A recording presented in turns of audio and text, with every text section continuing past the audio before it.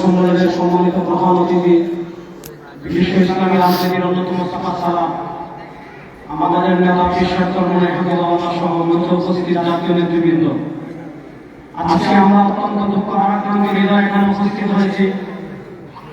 আমাদের এক ভাই আমাদের জায়গায় করে বলেছেন, আমাদের বুলবুল ভাই চাঁদাবাজি প্রতিবাদ করেছিলেন, অত্যন্ত নৃশংসভাবে তাকে খুন করা হয়েছে। আমরা স্পষ্ট ভাষায় বলি, রক্ত রক্ত চাই, জীবন জীবন চাই, খুন খুন চাই। আমার ভাইকে খুন করবেন না,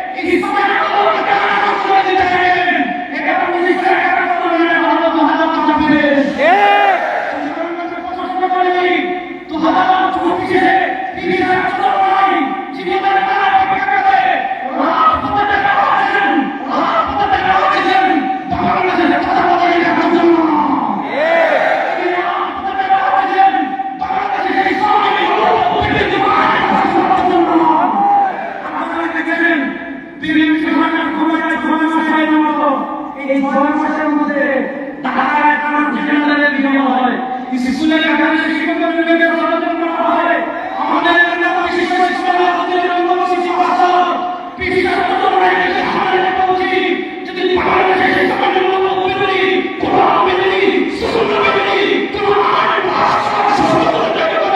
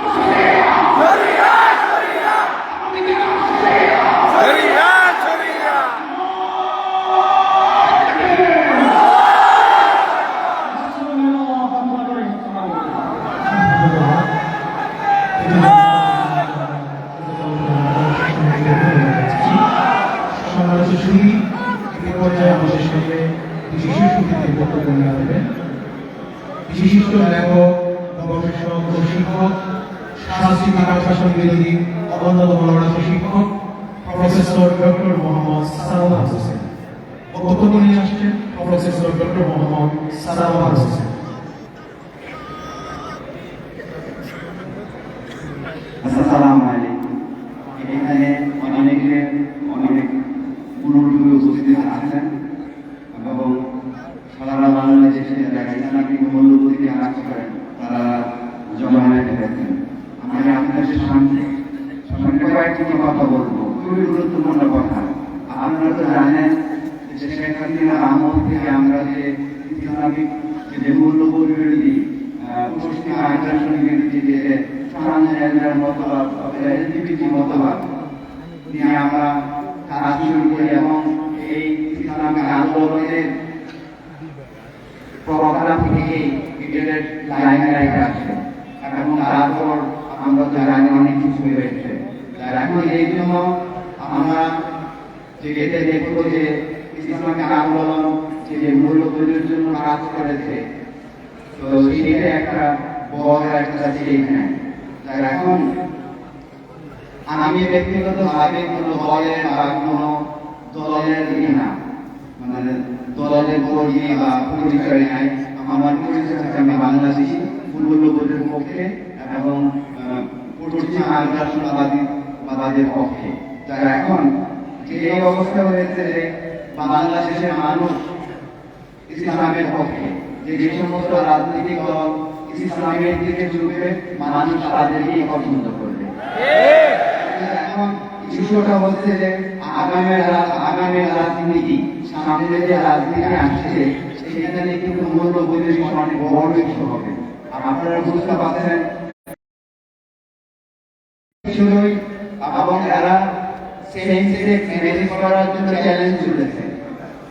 একত্রিত হচ্ছে ডক্টর ইউনূসের আমলে এই ট্রান্সজেন্ডার মতবাদটা, এলজিবিটি, এটা নর্মালাইজ হয়ে গেছে। এখন তারা ফেসবুকে লাইভে সব ওপেনে সব কিছুই করছে। যারা এখন এই অবস্থায় ব্যক্তিগত অ্যাক্টিভিজম দিয়ে একজন লোককে এটার সমস্যা সমাধান হবে না। এটা যে একটা বৈশ্বিক এজেন্ডা, এটার সমস্যার সমাধান রাজনৈতিক দলের হাতে।